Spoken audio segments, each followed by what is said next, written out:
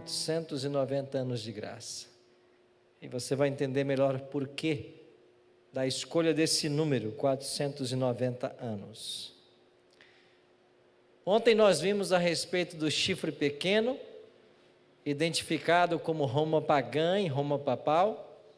E aqui nos versículos 11 e 12 é dito que esse chifre se engrandeceu até atingir o príncipe do exército, e dele tirou o sacrifício diário. E nós explicamos ontem que o tirar o sacrifício diário é o tentar substituir o papel de Cristo como nosso mediador no santuário celestial. E aí diz mais que o seu santuário foi deitado abaixo. A doutrina do santuário está sob forte ataque. Às vezes o próprio diabo ataca a doutrina, às vezes usa seus agentes. Mas o diabo odeia essa doutrina. Por quê? Porque um dia ele morou no santuário.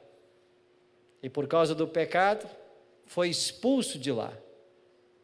E é por isso que ele odeia tanto esse tema. Deitou a verdade por terra e o que fez prosperou. Então a obra do chifre pequeno prosperou. E nós vimos ontem que um ancião lá no céu perguntou ao outro, um ser celeste, até quando vai durar essa obra do chifre pequeno? Que ele ataca o santuário, que ele ataca Deus, que ele ataca os santos, que ele deita a verdade de Deus por terra. Até quando vai durar isso? E o outro anjo responde no versículo 14: até que se passem 2.300 tardes e manhãs. Pois quando se passarem esse período, o santuário será purificado. E nós entendemos que a purificação do santuário tem a ver com a chegada do juízo, quando então o juízo aconteceria e o reino seria entregue aos santos. O reino seria tirado das mãos desses poderes representados pelos metais da estátua e pelos 4 animais do capítulo 7 e seria entregue aos santos do Altíssimo. Então agora nós vamos estudar uma profecia chamada das 70 semanas, e esta profecia faz parte da profecia maior dos 2.300 anos.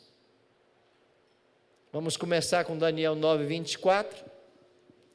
O anjo explica para Daniel o seguinte: Daniel, 70 semanas estão determinadas sobre o teu povo e sobre a tua santa cidade. Aqui é Jerusalém. E o teu povo? O povo judeu. 70 semanas estão determinadas. A palavra no original é shatá. E shatá quer dizer cortadas, separadas. Cortadas de quê? Do período maior dos 2.300 anos. Então, 2.300 anos vão se passar para que venha o juízo, mas deste período, 490 anos ou 70 semanas serão separadas para o teu povo.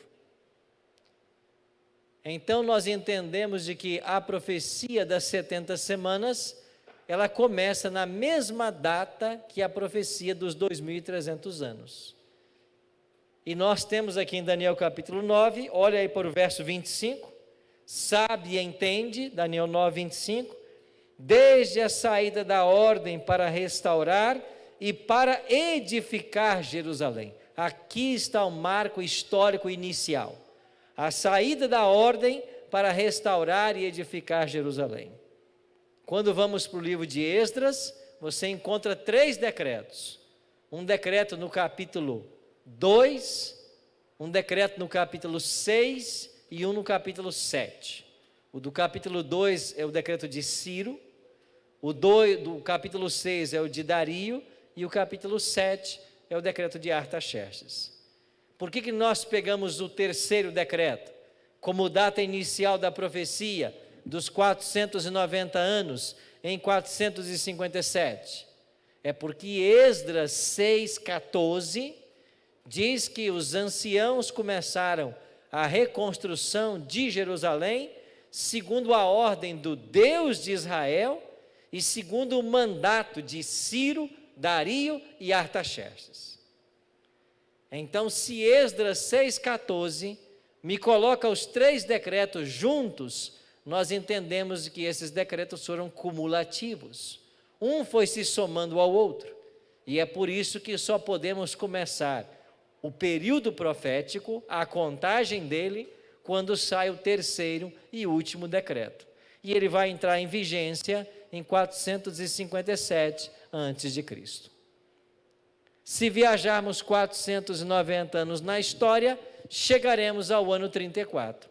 Então, esse período de tempo foi o período que o anjo disse que seria um tempo de graça para o povo judeu, para que eles se arrependessem. Só que o anjo pegou esse período e dividiu. Ele diz assim: 7 semanas e 62 semanas, e as praças e as circunvalações se reedificarão, mas em tempos angustiosos. Por que ele dividiu em 7 semanas e 62?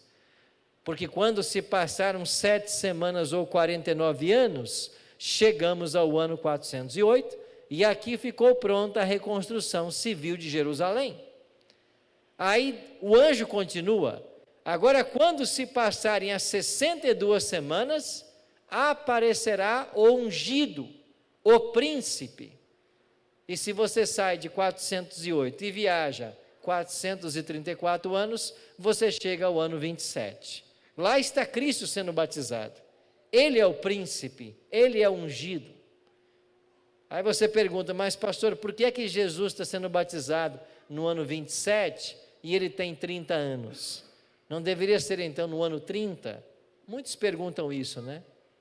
Vamos explicar para todos entendermos. A história cristã, ou como nós chamamos hoje, antes e depois de Cristo, esse é um cálculo que só surgiu na Idade Média. Nos dias de Cristo, nos primeiros séculos da história, não havia essa história de antes e depois de Cristo. Mas na Idade Média, um monge quis datar o exato nascimento de Jesus. Esse monge chamava-se Dionísio Exíguo. E ele quis saber a data exata do nascimento de Jesus.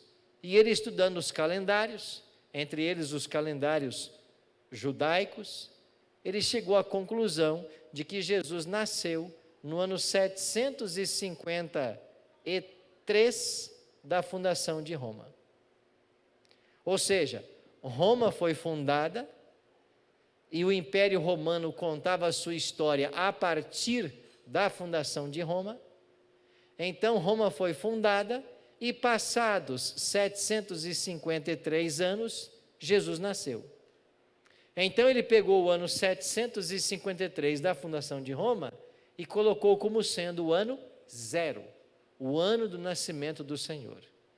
Aí, o ano 754 da fundação de Roma foi o nosso ano 1, e assim por diante. Mas como ele começou essa história do ano 0, do ano do Senhor, do ano Domini, daí a expressão AD dos livros, isso foi muito bem aceito, e o mundo acabou abraçando esse calendário cristão. E hoje nós estamos no ano 2020, AD, ano Domini, ano do Senhor, ano do nascimento do Senhor. Então o mundo ocidental aceita com hegemonia esse calendário cristão. O mundo oriental tem países que estão em outro calendário. Mas então ele datou como sendo o ano 0, o ano 753 da fundação de Roma. Acontece que depois se descobriu de que ele errou em seus cálculos. E aquilo que ele datou como sendo o ano 0, Jesus já estava com 3 para 4 anos de idade. Então Jesus de fato não nasceu no ano 753 da fundação de Roma, mas no ano 750 ou 751. É por isso que no ano 27 ele já está com 30 e no ano 31 ele já está com 33, porque esse Dionísio Exíguo errou alguns anos no seu cálculo. Mas a despeito desse pequeno equívoco, Sem dúvida, o seu calendário é de grande contribuição para o nosso mundo hoje. É por isso que as datas não batem. Bom, mas a profecia diz que o Messias apareceria. E depois que o Messias aparecesse, Daniel 9:27 agora. Daniel 9:27 diz assim: ele, o Messias, fará firme aliança com muitos por uma semana. Quantos anos são uma semana? 7 anos. Então, se nós estamos no ano 27, mais uma semana nos leva ao ano 34, o ano em que Estevão foi apedrejado. Mas o anjo explica para Daniel: mas na metade da semana fará cessar o sacrifício e a oferta de manjares. Como é que Jesus deu fim ao sistema sacrificial do Antigo Testamento? Morrendo sobre a cruz. E ele morre exatamente na metade da 70ª semana. Então, quando Cristo começa o seu ministério, o povo judeu tem 7 anos de graça. E é por isso que o foco do ministério de Jesus são os judeus. Quando ele é crucificado, ainda faltam 3 anos e meio de graça. É por isso que Jesus disse para os discípulos, lá em Mateus capítulo 10, verso 5 a 8, vocês não vão atrás dos gentios, vocês não entrem em cidade de samaritanos, mas de preferência, busquem pelas ovelhas perdidas da casa de Israel. E por que Jesus mandou que os discípulos concentrassem seu ministério nos judeus? Porque só faltavam 3 anos e meio para eles após a sua morte, ou só faltaria 3 anos e meio. Então, nesta última semana, Cristo mesmo trabalha pela nação judaica, por isso ele diz, o João escreveu depois, veio para os que era seu, e os seus não receberam, crucificaram Cristo, os apóstolos continuaram o trabalho com os judeus, mas no apedrejamento de Estevão, você tem a rejeição completa do Messias, pela nação judaica. Então, no ano 34, o privilégio de ser povo de Deus que Israel gozava, desde o seu chamado, a sua aliança, ou da divina aliança com Abraão, porque começou lá, o patriarca da nação é Abraão, veio Abraão, Isaque, Jacó, e de Jacó as 12 tribos. Então esse privilégio de povo especial perde-se no ano 34. É claro que o status de salvação do judeu continua como o nosso. O judeu pode ser salvo individualmente, como qualquer outra pessoa. Mas no Antigo Testamento, o povo de Deus era o povo judeu. Não é mais, de 34 para cá. E quem é povo de Deus hoje? O novo Israel que Paulo vai chamar. É aquele que aceita Cristo como Salvador. Então nós vimos ontem que esta profecia de 70 semanas de graça termina no ano 34. E se o período para a purificação do santuário seria de 2.300 anos, e nós já viajamos 490, agora nos faltam viajar ainda 1.810 anos para encontrarmos o juízo, ou a purificação do santuário. Se estamos no ano 34, basta você viajar mais 1.810 e nós vamos chegar ao ano 1844. Pronto, aí está o ano em que o juízo ou a purificação do santuário celestial começaria. E nós vimos de que o juízo em Israel acontecia no 10º dia do 7º mês. E se nós transpusermos essa data do calendário judaico para o nosso calendário, que é o gregoriano, nós teremos no ano 1844, um dia da expiação, no dia 22 de outubro.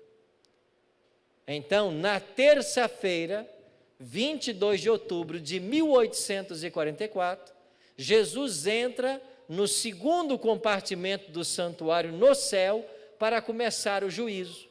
Isso está em perfeita harmonia com a primeira mensagem angélica, Apocalipse 14, 7. Temei a Deus e dá-lhe glória, pois o quê? é chegada a hora do seu juízo. Esta mensagem foi pregada em 1844. E em 1844 também começa o período profético da última igreja. Como ela se chama? Laodiceia. E o que quer dizer a palavra Laodiceia? Povo do juízo, povo julgado. Então nós representamos a igreja de Laodiceia. Estamos vivendo o período de Laodiceia. Não devemos ser laodiceanos, porque o laodiceano é morno. Mas nós estamos vivendo o período profético de Laodiceia. E isso começou no dia 22 de outubro de 1844. Quer dizer que hoje, 22 de outubro, estamos completando 176 anos de juízo no santuário celestial. Há 176 anos, Cristo está julgando lá no céu. E quando ele terminar esse juízo, ele voltará à terra. Esta mensagem foi muito especial e ela teve um duplo cumprimento em 1844. Duas coisas aconteceriam no final desse período profético. Primeiro, no céu, uma nova fase da obra de Cristo no santuário. Jesus passaria para o Santíssimo, começaria a sua obra sumo sacerdotal, começaria o juízo. E na terra, surgiria a igreja remanescente, restaurando as verdades bíblicas. Por que na terra surgiria a igreja remanescente? Porque ela por 12 séculos fora levada para o deserto, aonde Deus a susteve por 1260 anos. Só que esse período que a igreja estava no deserto termina em 1798. E em algum momento pós 1798, a igreja remanescente, a igreja verdadeira, ela tem que sair do deserto e ela tem que aparecer no cenário mundial. E nós entendemos que ela sai em 1844, ou seja, 46 anos após o fim da supremacia papal. Então, Cristo foi sacerdote do ano 31 até 1844 e é sumo sacerdote desde 1844. Na terra, a igreja remanescente surgiria restaurando as verdades bíblicas, as verdades da palavra de Deus. E aí, nós temos que voltar um pouco na história, lá nos idos de 1830, e vamos encontrar este homem, William Miller, ou como chamamos em português, Guilherme Miller. Quem era Miller? Guilherme Miller era membro da Igreja Batista, um fazendeiro em Low Hampton, estado de Nova York, nos Estados Unidos. E ele teve um grande interesse no estudo das profecias, porque ele foi testemunha de vários eventos da sua época, entre eles a queda das estrelas de 1833, que aconteceu na Nova Inglaterra, região bem próxima a Low Hampton.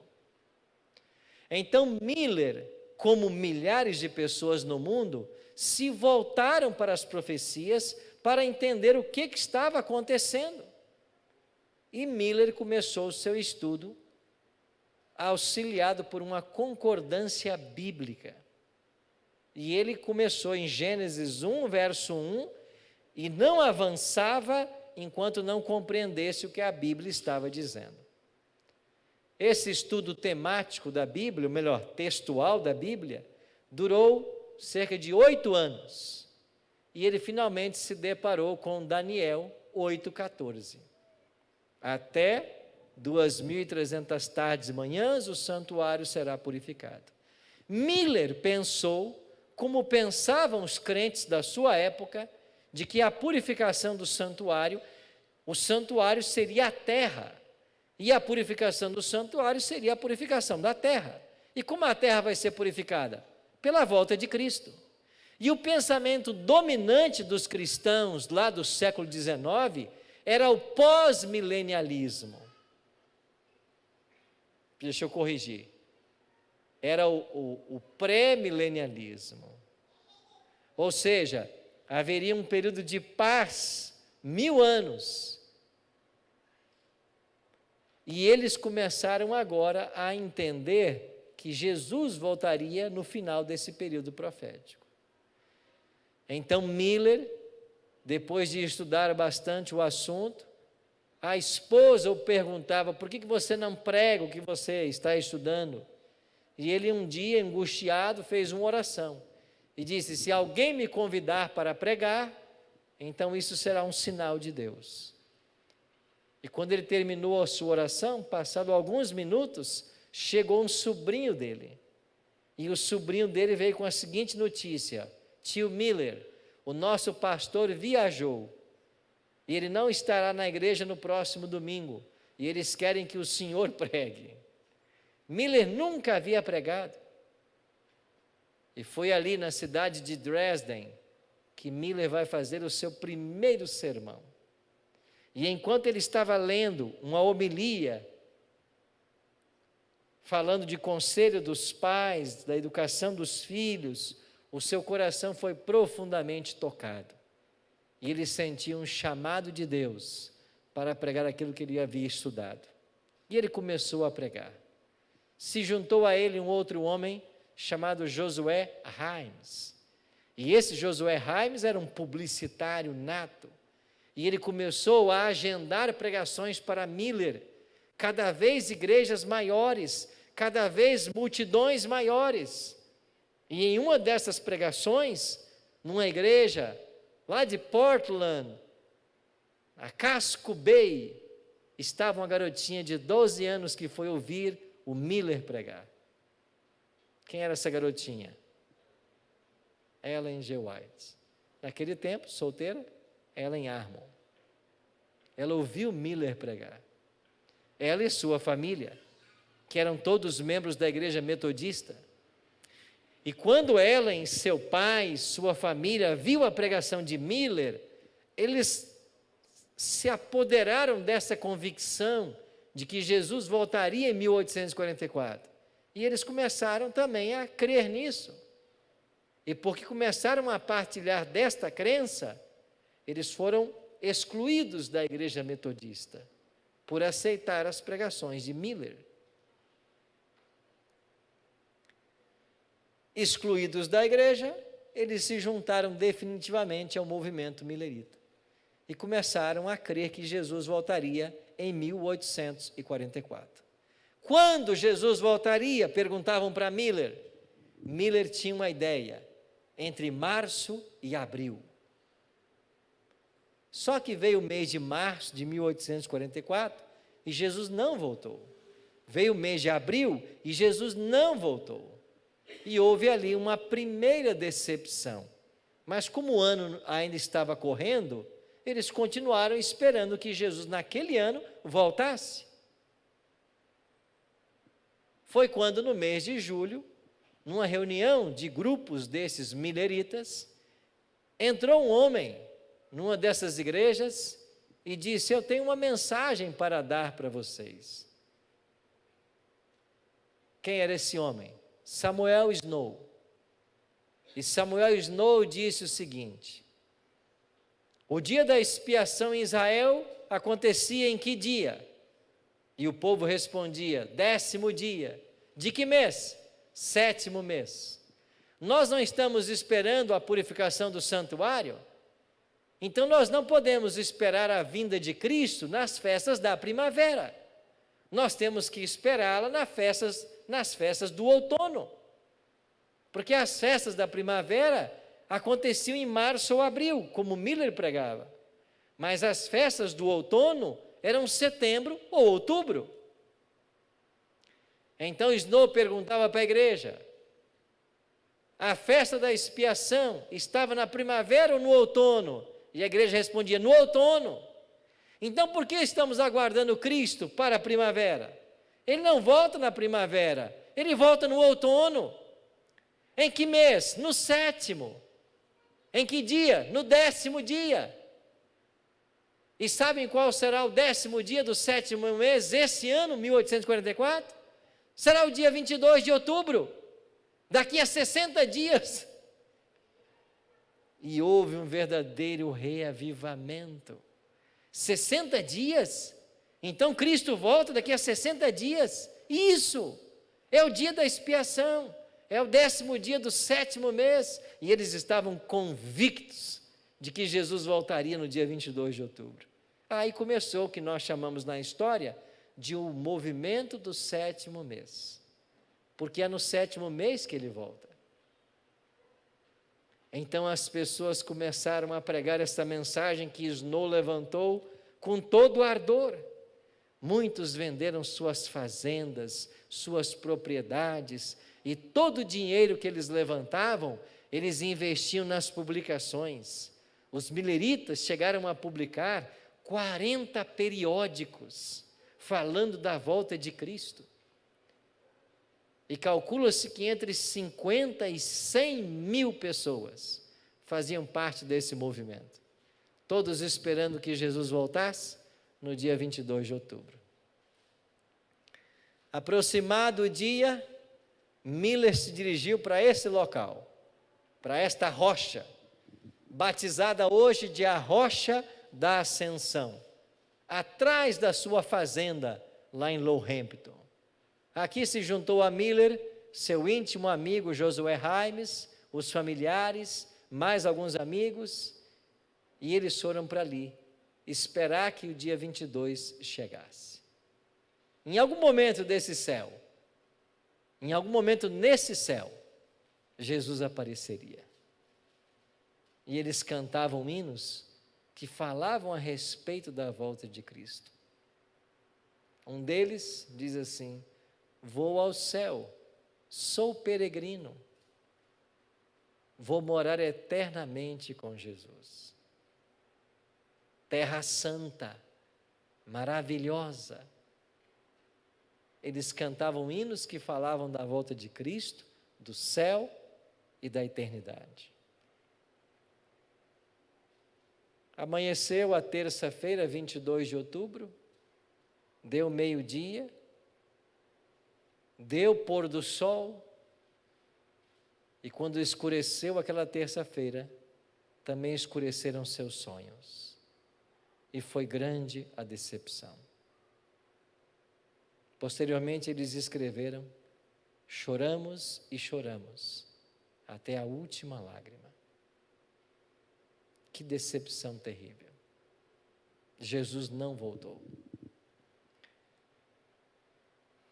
Miller construiu uma pequena capela aí na sua fazenda,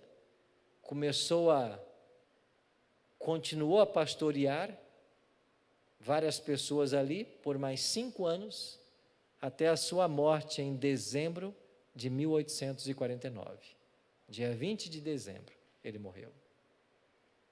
Foi sepultado aí, a poucos quilômetros da sua fazenda, ao lado da sua esposa Lucy P. Miller. E Ellen G. White, no livro Primeiros Escritos, página 258, diz que anjos vigiam o precioso pó desse servo de Deus, e ele ressurgirá ao som da trombeta. Mas nessa data, 22 de outubro, nós temos o nascimento da igreja adventista. E assim como a igreja cristã primitiva nasceu do desapontamento da cruz, a igreja adventista nasce do desapontamento millerita. E esta igreja, nascida do desapontamento, segundo o Apocalipse 12, 17 e 14, 12, teria 2 características chaves: guardaria os mandamentos de Deus e teria o testemunho de Jesus. Em 1844 e nos anos posteriores, a igreja começou a sistematizar sua doutrina. E as primeiras doutrinas que a igreja sistematizou foi a volta de Cristo, o milênio literal no céu, a doutrina do santuário, o ministério bifásico de Cristo no santuário. Anos depois veio o sábado, em 1863 a reforma de saúde, e assim a igreja foi sistematizando aquilo que ela crê. Mas desde o início, os adventistas tornaram-se sabatistas, porque nós aprendemos com uma mulher chamada Raquel Oakes a guardar o sábado. Esta Raquel Oakes era membro da igreja batista do sétimo dia, e um dia o seu pastor estava pregando, Frederick Wheeler, e esse pastor dizia que os crentes deveriam ter sua vida em harmonia com a palavra de Deus, para que pudessem tomar da ceia, e se eles estivessem quebrando a lei de Deus, eles não eram dignos de participar da ceia do Senhor. E depois de uma cerimônia de ceia, esta Raquel Oakes procurou o seu pastor e disse: pastor Wheeler, o senhor não pode tomar ceia. E ele disse: por que não posso? Porque o senhor está em pecado. Como assim, irmã Raquel? Eu estou em pecado? Sim, o senhor não guarda o sábado. E foi assim que Frederick Wheeler também abraçou o sábado. E depois essa mulher teve contato com José Bates. E o capitão Bates foi quem levou a mensagem do sábado para o casal Tiago e Ellen, agora casados, desde 30 de agosto de 1846. Então agora a mensagem do sábado chegou, e os adventistas tornaram-se sabatistas. E eles entenderam de que não só o sábado, mas toda a lei de Deus está em vigência. Mas faltava uma doutrina: a crença no dom profético, porque Apocalipse diz que a igreja remanescente guardaria os mandamentos de Deus e teria o testemunho de Jesus. E Apocalipse 19:10 diz que o testemunho de Jesus é o dom profético, o espírito da profecia. E assim que passou o desapontamento, para ser exato, 2 meses depois, no início de dezembro de 1844, Ellen estava em Portland, Maine, na casa da sua amiga Elizabeth Hines, fazendo um culto matinal, e enquanto elas oravam, o Espírito Santo veio sobre Ellen e deu a ela a primeira visão das quase 2.000 que ela teria, entre visões e sonhos. Ela tinha 17 anos. Ela achou pesado demais o fardo, mas Deus disse que estaria com ela. E essa garota com 17 anos aceitou o chamado ao ministério. E por 70 anos ela dedicou sua vida ao ministério da pregação e do ensino. Deus levou muito a sério o ministério dessa mulher. Em dada ocasião, ela disse para Deus: eu não sou coerente entre aquilo que eu escrevo e aquilo que eu pratico. Eu escrevo sobre o cuidado dos filhos e como os pais devem estar próximos, mas eu vivo viajando. Então eu não posso continuar como profetisa. E Deus disse para essa mulher: se o problema são os filhos, eu vou tirá-los todos. Ela disse: não, não tire, eu vou continuar viajando. Mas você percebe a seriedade com a que Deus encarava o ministério dessa mulher? E por 70 anos foi assim. Eu podia contar lindas histórias para vocês a respeito dessa mulher, dos milagres. Contar apenas um deles. A casa que ela morava em Battle Creek era uma casa de 2 andares. Em ocasião estava ela, uma mulher que trabalhava ajudando em casa, e apenas um filhinho pequeno que ela tinha. E ela estava no andar superior. E o pequenininho brincando no primeiro andar onde a empregada estava. De repente a empregada começou a gritar, porque o filhinho dela havia caído dentro de uma bacia com água e havia se afogado. E quando a empregada percebeu, o corpinho já estava sem vida. E ela começou a gritar: irmão White, irmão White. E quando a senhora White desceu para o primeiro pavimento, ela encontrou o filho morto dentro de uma bacia com água.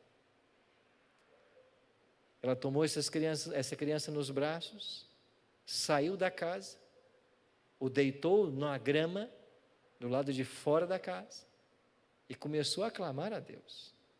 Os vizinhos todos correram, vendo o desespero da família. E depois de passados vários tempos, um vizinho disse: irmão White, não tem o que fazer, ele está morto. Mas Ellen pegou o seu bebê e começou a rolá-lo na grama e a clamar a Deus.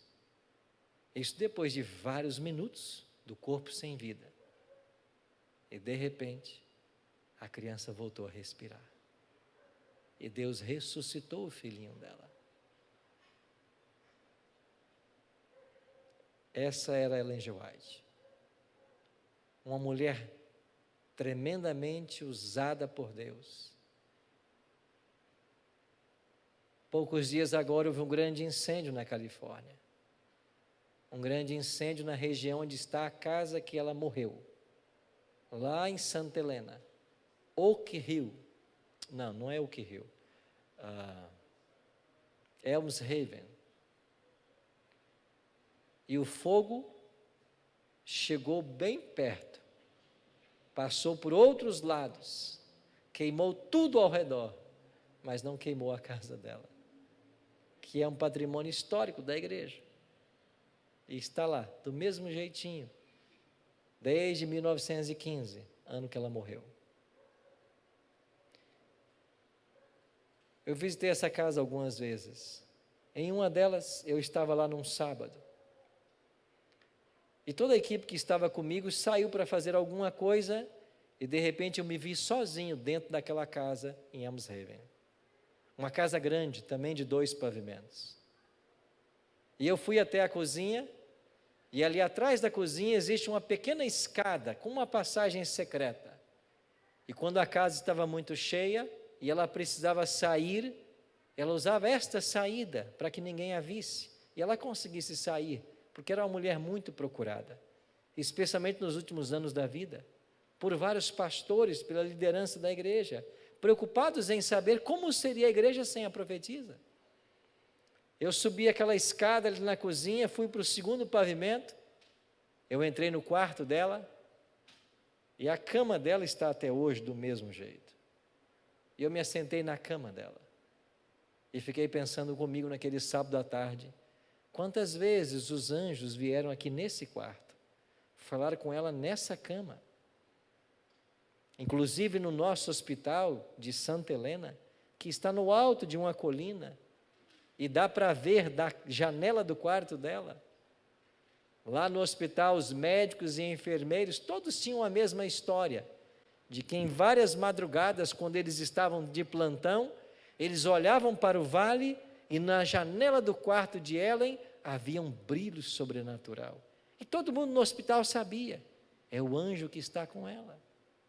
O anjo está visitando ela. E em uma dessas ocasiões em que ela estava deitada nessa cama, ela havia caído, quebrado o fêmur, não podia mais se locomover, e o anjo veio visitá-la. Ela disse para o anjo: eu acho que é chegada a minha hora, né? Porque agora eu não posso mais me locomover. E o anjo disse para ela: não, temos uma missão ainda para você. E parte dessa missão ainda foi fazer a última correção no livro Grande Conflito, terminar o desejado de todas as nações e publicar alguma coisa que ainda faltava, inclusive Patriarcas e Profetas, que só foi publicado póstumamente. Deus tinha uma missão para essa mulher, e a missão dela não foi só liderar a igreja nesse período turbulento que ela passou, mas deixar para esta igreja um legado de 100.000 páginas manuscritas. E aqui estão alguns dos seus livros. Um tesouro da igreja adventista. Porque nós temos em Ellen G. White uma profetisa moderna. Você quer saber aonde está a igreja remanescente? Ela surge no cenário profético, no dia 22 de outubro de 1844. Ela surge guardando a lei de Deus e ela tem um profeta moderno. Esta é a igreja remanescente. Fraca e defeituosa como possa parecer, mas é a menina dos olhos de Deus. Eu aprendi a amar esta igreja desde que eu me batizei aos 13 anos. E eu me lembro que naquele mesmo ano que me batizei, eu participei de um acampal no sul do Espírito Santo. E lá, o pregador do sábado foi o pastor John Wolfe, um dos presidentes da divisão sul-americana. E naquela acampal, num galpão armado com a grande lona, ele pregava um sermão a respeito da volta de Cristo, falava a respeito da igreja verdadeira, e ele dizia uma frase que ficou gravada na minha mente juvenil: esta igreja, fraca e defeituosa como possa parecer, é a menina dos olhos de Deus. E ele dizia assim: comigo ou semigo, essa igreja vai triunfar. Comigo ou semigo, essa igreja vai triunfar. Hoje é 22 de outubro. Celebramos 176 anos do juízo no santuário. Nós somos o povo que anuncia a hora do juízo. E quando esse juízo acabar, Jesus voltará. Por isso, permaneça firme, porque essa igreja vai ser vitoriosa. E que ela seja vitoriosa com todos nós. E que nenhum falte nessa nossa jornada. Vamos orar? Pai querido, louvado e exaltado seja o teu santo nome, porque a tua mão tem dirigido esta igreja desde o seu surgimento profético, lá em 1844. Esta igreja foi levantada com uma missão: anunciar ao mundo que Jesus está voltando e que a norma do juízo será a tua lei, que ela está em vigência e de que Jesus está agora no Santíssimo do Santuário, realizando juízo a favor de todos nós.